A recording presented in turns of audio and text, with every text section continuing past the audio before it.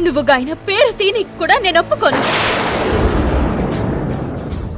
దేవుడు బాబు అంటూ ఊ అంటే గాయన జపమే చేస్తావు కదా.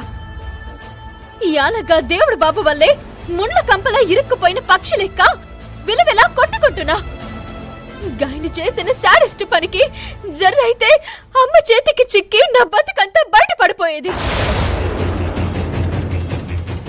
వ్రతం కాడికొచ్చిన అమ్మని చూసి గుండె ఆగిపోయినంత పని అయిందే నాకు.